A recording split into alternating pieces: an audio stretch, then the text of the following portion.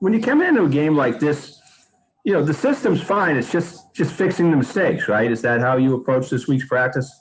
Yeah, it's exactly what I said in front of the team today, Rich. I'm never going to be one to walk in after a loss and be pouty and change who I am and, all of a sudden start saying stuff to guys that I haven't said all year. And I told them that. Am I pissed off? Yeah, I'm pissed off. I mean, I'm sure you guys are too. But if you look at that tape, it's 17-14 with 4 minutes left in the third quarter, and we turned the ball over 4 times. I mean, think about that. And, I mean, that's what gets you angry, right? I mean, if you look at the system, our offense looked unstoppable, right, in the first half. I mean, we fumbled the ball in the 15 on some freak collision, and that's our fault. There's no excuse. We got to fix that. And then we have a big run that puts us 1st and 10 inside the 25. We fumbled the ball. We turned the ball over 3 out of our first 4 possessions. And in the third quarter, late in the third, it's 17-14. I mean, that's what you got to fix. You got to hold the ball. And credit to them for taking it away, when they did. I mean, certainly not when we ran into each other. But, yeah, so you look at the tape. Rich, just like I do when we win, I show them what needs to improve. I show them the things that are inexcusable, and then I show them the highlights. And I don't change from a win to a loss. I coach hard. I'm demanding. And I'm going to fix the things that we need to. We'll go to Andy. Jeff, you talked about how important it was this week to work on getting those missed blocks, those missed assignments fixed in terms of the O-line and the run game. It seemed like that was there. You guys were running the ball better than you have all season. Is that something positive you can take away from this game, knowing that maybe if you guys weren't down as much as you were in the fourth quarter, that's something you could have continued going with? Yeah, definitely, Andy. And I appreciate you bringing that up. I know you've asked the true and honest questions about the run game, and you saw it. We ran the ball better than we ran the ball all year. We did. I mean, you saw the cutbacks. You saw the holes. We were getting like 15 yards a pop early in the game. And then the pass protection, too. Phil had time in the pocket yesterday. He really did. I credit the O-line and Coach Applebaum. I thought they did a nice job.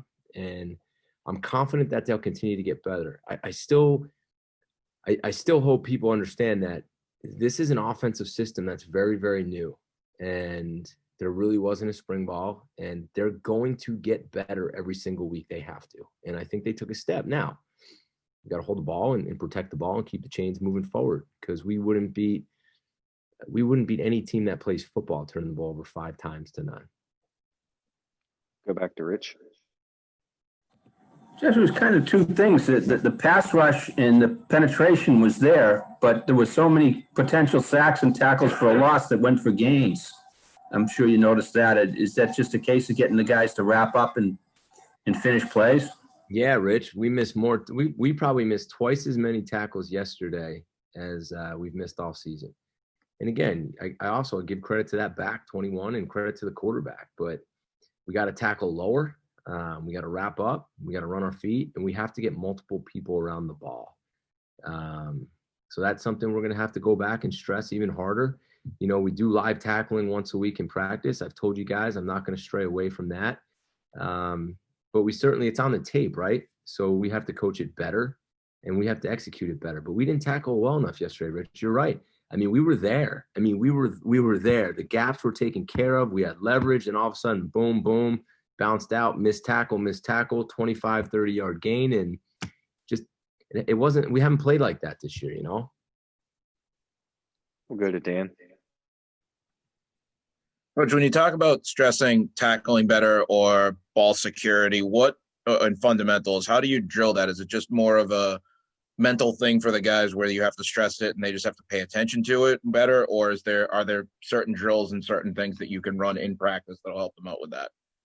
Yeah, I think it's more than just mental, Dan. I think we as coaches, we need to create and simulate situations that are affecting us, right? So if that means our offense, that means our scout team defense needs to attack the ball violently, and they need to go after and give these backs a great look.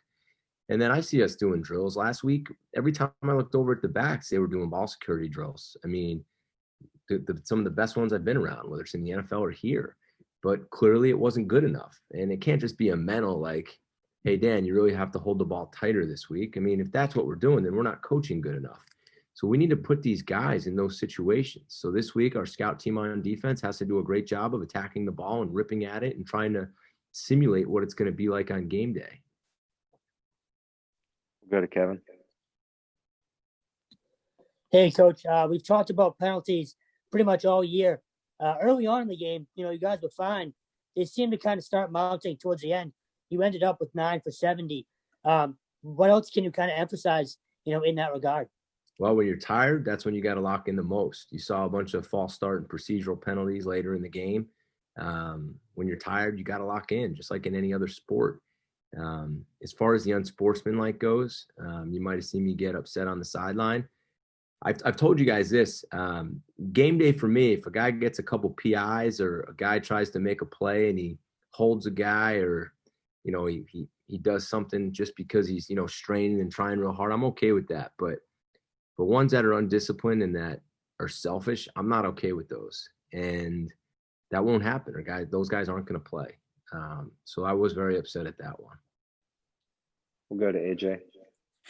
Late in the game when Tech was up by multiple touchdowns, you kept Phil Djokovic in the game. A lot of coaches at that point would have gone with a backup or someone else to play. Can you kind of talk about your thinking about keeping him in for all 4 quarters at the end? Yeah, that's a good question, AJ. Because truthfully, actually, that went through my mind, and Coach Signetti and I were talking on the headset, and we were going to take him out. And, maybe we should have, but just so you know, and I'll just be transparent with you, our conversation was, I want quick throws. Don't let him get hit. He still needs to get experience. He still needs to get better. And if you notice, we weren't taking shots down the field. It was more catch, throw, catch, throw, catch, throw. And we kept telling him, get rid of the ball, get rid of the ball, get rid of the ball. So maybe a little risky, AJ. I'm glad it worked out okay, but I respect your question, and it was definitely talked about. Go to Andy. When you have losses like this, people usually talk about moments of adversity in a season, but this team, unlike many years past, has gone through a ton of adversity even to this point with COVID and just the adjusted schedule. Do you feel like this team, more so than maybe some other groups you've been with in the past, is ready to bounce back from something like this just because of everything that's happened to this point? I do. If you look at them, they bounced back from a really tough North Carolina loss where we're a play away from winning the game or tying the game. And they came out and they didn't flinch that week of practice. I think this team is buying in on trusting the process, kind of like I talked to you guys last night. We're in a result-oriented business and we want to win in everything we do. But if you just look at the end result sometimes, win or lose, you're not looking at the right things. So I think we've kind of got them to a point where they trust the process, they trust the coaches. And like I told you earlier, I don't want guys walking around here with their heads down and sulking and thinking they have to be quiet. Be who you are and don't let circumstance dictate your behavior. And no, I think we're going to come out and have a great week of practice and we're going to play hard and do what we do on Saturday. Go to Rich. I don't know if you had a chance to look at Clemson, Georgia Tech, but is that something you will look at and see some of the things Trevor Lawrence might have done to that defense that maybe you think Phil could do as well? Well, each week, Rich, we'll look at all the games. So we'll definitely look at that game and we'll look at what they did to effectively attack them. And I'm sure Coach Signetti and the offensive staff will use all the games that they can. And we'll wrap things up with Dan.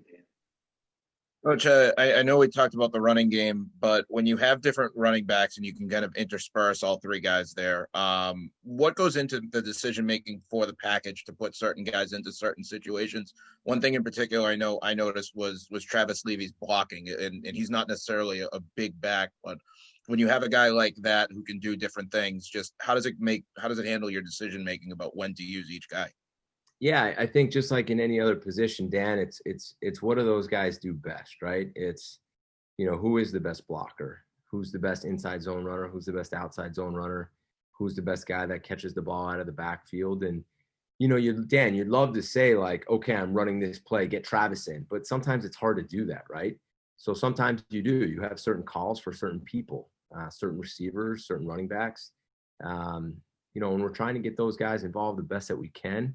You know, and I told those backs today, I mean, I got their back, and they're going to hold the ball, and they're going to get better. And I'm not going to all of a sudden get in panic mode. I mean, certainly we have to protect the football, and we will, but I want confident guys back there.